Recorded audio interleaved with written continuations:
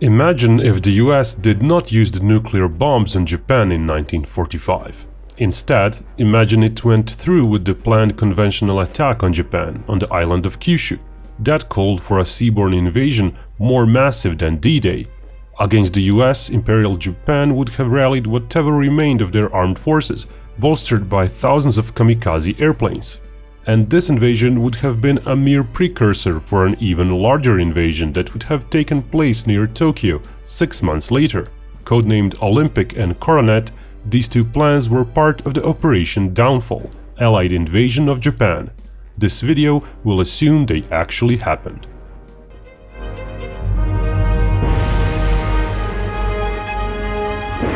Japan's communication encryption codes were regularly broken by the US in World War II. Today, in peacetime, protecting your communication is still of utmost importance. This video is sponsored by NordVPN, and they are all about such protection.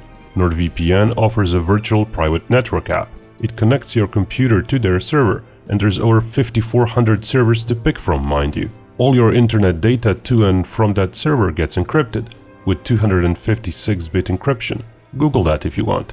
Your files, images, emails, chats, etc., they're all safe when using a VPN. Plus, the fact you pick a server and there's 60 countries to choose from means you can still access your favorite streaming shows, otherwise geolocked, even if you're on a vacation. NordVPN works on all major platforms and even supports Android TV. The app is easy to use and can be set up to run in the background. NordVPN has a special deal for Binko viewers. A 2-year plan plus 1 additional month with a huge discount. Go to nordvpn.com/Binko to check it out, or just click below the video. It's all risk-free as Nord offers a 30-day money-back guarantee. Back to our video. By 1945, Imperial Japan was on the brink of defeat. Despite this, its leaders were unwilling to surrender. As the Allied forces pushed towards the home islands, Japanese resistance became more fierce and desperate. In February 1945, during the Battle of Iwo Jima, 21,000 heavily fortified Japanese troops resisted attacks of 3 US Marine divisions for 5 weeks. Only 216 Japanese soldiers were captured alive. An even bloodier Battle of Okinawa followed in April. For 3 months, 7 US divisions battled 3 Japanese divisions, several brigades, and almost 40,000 conscripted island civilians. While Americans lost some 20,000 soldiers, the Japanese lost over 100,000. Taking into account these battles, the US command began discussing the best way to end the war. Even in the real timeline, the atom bomb was not known to the commanders, as the Manhattan Project was still a closely guarded secret. The United States Navy wanted to avoid further kamikaze attacks by focusing on a naval blockade, further starving Japan of resources. In addition, Allies would have continued a bombing campaign that would have destroyed whatever remained of the country's industrial capacity. But the army chiefs opposed this. They believed such an approach would merely prolong the war and risk lowering morale back home. Their viewpoint prevailed, even though there was a reasonable possibility seaborne invasion might turn into, as US President Harry Truman put it, an Okinawa from one end of Japan to the other. The result was Operation Downfall. Invading Japan presented the Allies with many challenges. Japanese islands are far from other large landmasses, meaning the invasion fleet would need to cross longer distances, certainly much longer than the Normandy assault fleet had to. The bigger distance also means longer time needed to bring in reinforcements using the same ships or added supplies. The annual typhoon season could also potentially wreck any invasion fleet. Due to Japan's rocky coastline, there weren't many places suitable for a seaborne assault like D-Day landings in Normandy in 1944. Japanese commanders knew all this.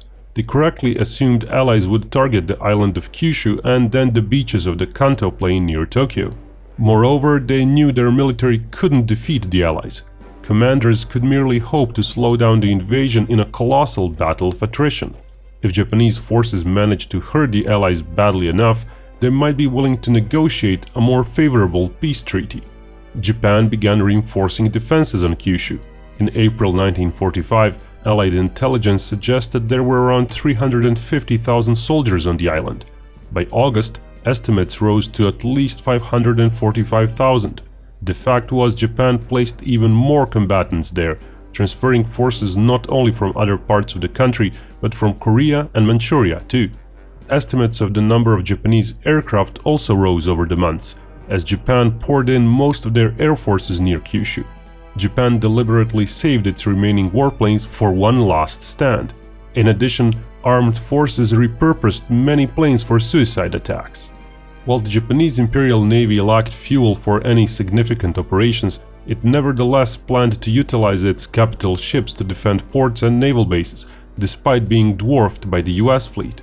The Navy had its kamikaze units too, like the trained units of suicide divers, at least 100 Kaiten manned torpedoes and over 2,400 Shinyo suicide motorboats. Operation Downfall would have consisted of two naval invasions, Olympic and Coronet. Each of those would have dwarfed the 1944 Normandy landings in Europe. In addition, to distract Japanese forces, Allies planned a diversion codenamed Pastel. Its objective would have been to try to fool Japanese commanders into believing Allies were interested in conquering ports around Japan, like on the island of Taiwan, to secure new airfields for their bomber planes. The principal actor of this plan was the fictitious 35th Airborne Corps. Olympic was the planned invasion of the Japanese home island of Kyushu, set for early November 1945. Allied forces would have landed in the southern part of the islands, near Miyazaki, Ariake and Kushikino. Allies would have invaded Kyushu using 6 infantry divisions and 3 marine divisions on day 1.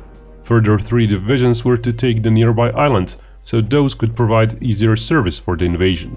Another 2 divisions were to go for the smaller home island of Shikoku in hope of a diversion. For comparison, Normandy landing saw 7 divisions land on the beaches in addition to 3 airborne divisions, which were of smaller size.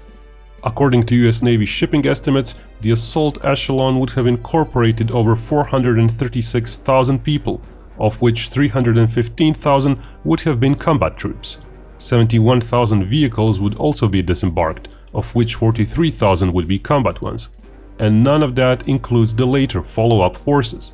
It's unclear just how many troops of that assault echelon would have attempted to land on Kyushu itself on the very first day, but it's likely upward of 160 or even 170,000 troops. For comparison, the first day wave of the D-Day invasion included 156,000 troops. Of course, Olympic also had some 80,000 further troops going for those other nearby islands. At Normandy, by the 5th day of the invasion, Allies landed around 326,000 troops and over 54,000 vehicles. Proportionally speaking, additional troops and equipment for Operation Olympic would have been more scarce. There simply weren't enough ships and the distances to big staging areas were too great. Around 6 more divisions were prepped as later reinforcements. Most of the second echelon forces were various command and support troops. It would have taken weeks and months for all those forces to arrive. Indeed, US Army-owned plans suggest that by the 30th day of the invasion, there would be enough ships and planes available to raise the overall personnel total on Kyushu to only 570,000.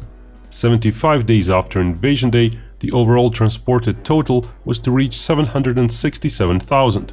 In Normandy, it took 50 days to disembark 1.4 million personnel. The margins for error and reinforcements were clearly much smaller for this opening stage of the Operation Downfall. The naval fleet supporting Olympic would have been much bigger though, to partly compensate for it. Of course, the air power provided the most fire support in Normandy. Aircraft carriers would be important for Olympic, as there's no landmass such as Britain close enough to house thousands of tactical planes. For Olympic, more bombers were planned, which had enough range to Japan. All in all, Allied air forces would have included some 10,000 airplanes of various kinds, and for various purposes. In this aspect, at least, D-Day was comparable to the Olympic. As colossal as Olympic was, it is important to stress its goal was merely to secure the southern half of Kyushu. This would become one of the staging areas for Coronet, an even more massive seaborne invasion targeting the heart of the Empire of Japan. That was tentatively planned for March 1946. Coronet would have used 2 key landing areas, Hirutsuka on Sagami Bay to the west of Tokyo Bay and Kujikuri Beach on the Boso Peninsula to the east of Tokyo Bay. The forces landing on these 2 locations would then press inland, encircling Tokyo and pushing across the Kanto Plain towards the city of Nagano. The 8th Army would have landed in the west. It would have included 9 infantry divisions and 2 armored divisions. The 1st Army would have attacked in the east with another 6 infantry divisions and 3 marine divisions. Overall, Allied plans for the initial assault included over 500,000 soldiers in various services and around 74,000 vehicles. US forces would have carried out most of these operations, but their allies would have contributed as well. The entire British Pacific Fleet was to take part in operations too. In addition, there were plans to bolster US forces with at least 5 divisions of Australian, British, Canadian and New Zealand troops. The Allies considered using poisonous gases in Japan at least since 1944. By the mid-1945, Chemical Warfare Service presented a more detailed plan. Strategic bombers could have struck targets across Japan, starting with Tokyo. Up to 56,000 tons of gas bombs could have been dropped over cities in the weeks before the invasion. The plan estimated poisonous gas might kill up to 5 million Japanese citizens. However, US President Truman vetoed this idea. Chemical warfare was unpopular both at home and abroad. Furthermore, it would have likely triggered retaliation by Japan using its reserves of poisonous gas, as it did in China in the late 1930s.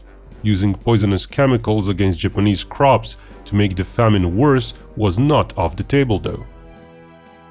So what would have happened if Operation Downfall was realized? In a word, a bloodbath.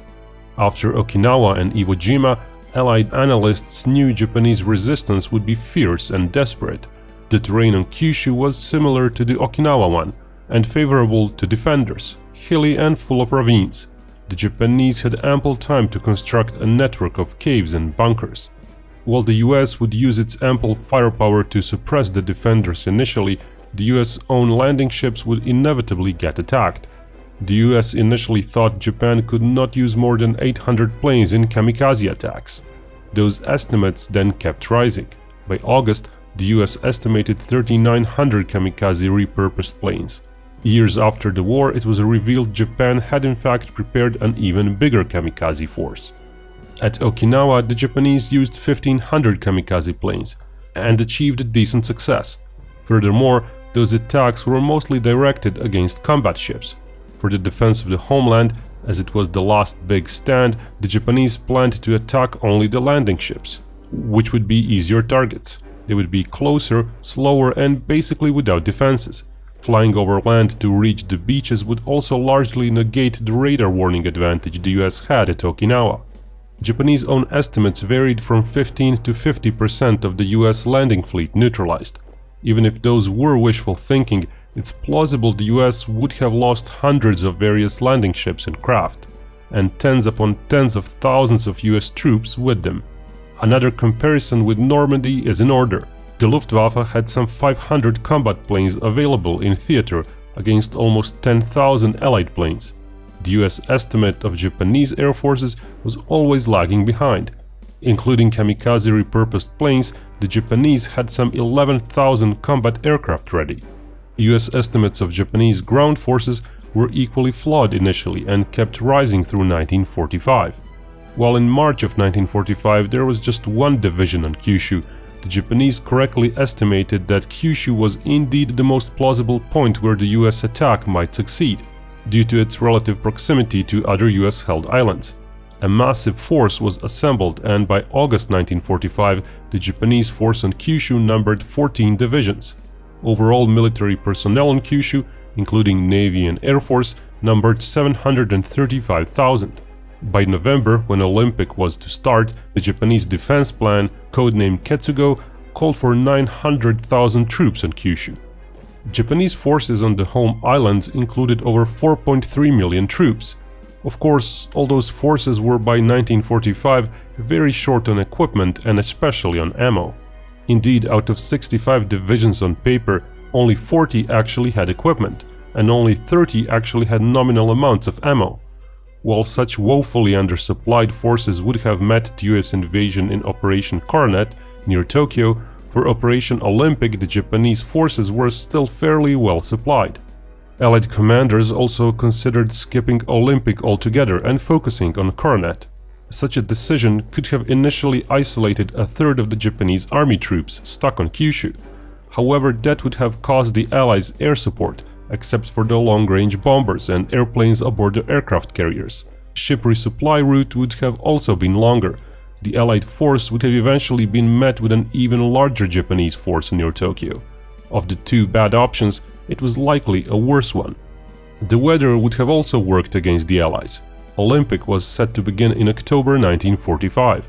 On October 9th, the Typhoon Louise struck the Allied staging area on Okinawa. Historically, the Typhoon Louise sank 2 US ships, wrecked 32 and stranded another 222 ships. If Olympic took place according to the pre-established timeline, this typhoon would have wrecked many Allied ships and caused supply issues in the invasion of Kyushu. Another typhoon would have influenced Operation Coronet. Typhoon Barbara struck the northern Philippines on April 4th, 1946. This was one of the main staging areas for both Olympic and later Coronet. The sea would have been teeming with Allied ships on their way to Japan. Historically, Typhoon Barbara inflicted only moderate damage, but it is difficult to estimate its possible effects on the invasion forces. So, if Operation Downfall went as originally planned, the Allied forces would have plausibly lost tens of thousands or even 100,000 troops before those even touched Kyushu, due to kamikaze, Japanese air forces, submarines, mines, and a hurricane. Still, the US would have no option but to press on, pouring their troops onto the southern part of the island. But its geography and concentration of forces would likely lead to Okinawa-type warfare, only with casualties much higher for both sides. US intelligence casualty estimates had a wide range of figures. Initial ones came when the US thought the Japanese had put forth a far smaller force in Kyushu. US Admiral Leahy feared almost 270,000 US casualties on Kyushu. MacArthur's staff revised their casualty estimate in July to possibly as many as 280,000 dead or wounded Americans. Using Okinawa as a benchmark, the figures are even bloodier. On Okinawa, the Japanese had almost 10 times fewer troops than they would have on Kyushu. Unlike on Kyushu, where the Japanese would outnumber the US by a few times, on Okinawa it was the US which outnumbered the Japanese by a few times, and enjoyed an even greater fire support edge, relatively speaking, than the US would enjoy on Kyushu. Yet the US still suffered 20,000 dead and 55,000 wounded, so an extrapolated number for Operation Olympic may lead to over 200,000 US troops dead, not counting those lost before a successful landing. It's clear that Operation Olympic would have ended with far more dead than anyone dared initially imagine, and it would require much bigger reinforcement troops sent to the area. While the Japanese forces lacked mobility and fire support, making them unlikely to regain land on Kyushu, it's plausible that Operation Coronet would have to be postponed, as more and more US troops would hastily be sent into the grinder. Securing southern Kyushu might take months longer, and then further months until the US recuperates from such a bloody battle, until fresh troops are prepped and the US landing fleet is partially rebuilt. That could take additional months or even a year. Once the southern part of Kyushu would be secured, the US would also station thousands of planes there, aiding in a later invasion near Tokyo. Given that the Japanese would have used up pretty much all their kamikaze planes and air power, and given that supply problems and ammo scarcity would have been even worse for Japan, it's likely that the second invasion would see fewer casualties for the US. Japan was also quite low on food by that point, and simply waiting out the Japanese might lower the fighting effectiveness of a large standing army around Tokyo. But still, given months and months of protracted warfare, total casualties would likely be massive. A Secretary of War study by William Shockley estimated that the entire invasion of Japan would result in 400 to 800,000 dead US troops. For the Japanese, the figures would be far worse. Besides the armed forces, Japan had the volunteer fighting corps. Basically, all healthy men and women of a certain age were to fight. Of course, they had little or no training and were expected to fight using whatever means necessary, including knives, wooden spears, and so on. The US estimated 5 to 10 million Japanese would die. Given all that, one might think that the US would simply hesitate to invade Japan in the first place. But in this alternate scenario where nuclear bombs are not an option, it would be very hard to force Japan to capitulate any other way. Even with the ever-growing casualty estimates, some US commanders at the time still thought the invasion should go forward, including General MacArthur, who was the supreme commander of the US ground troops and air forces in the Pacific. US Admiral Nimitz, however, who commanded the US Pacific Fleet, thought the invasion was too risky. Thing is, the Soviet Union declared war on Japan as well and attacked Japanese-held Manchuria. In reality, that happened on August 9th, but it's plausible that date might change in an alternate reality where the US doesn't drop the atomic bomb. That campaign was quite swift, and Russians also used smaller forces to take Sakhalin Island and Kuril Islands from Japan. Without the atomic bombs and swift Japanese surrender, it's quite plausible there would be extra pressure on the US generals to go through with the invasion of Japan, so they would force it to capitulate as early as possible, before the Soviet Union took too much of the ex-Japanese territory, or before they tried to invade Hokkaido, for example. While it would take Soviets quite some time to assemble a fleet for taking Hokkaido, it's plausible the US would rush in, despite the casualties, and take the Kanto Plain around Tokyo sometime before the end of 1946. Completely worn out and without a remaining army or industry, Japan would most likely ultimately surrender. The human cost, however, would have been staggering. And remember, Binkov may talk about hypothetical wars, but only real peace can bring us all together.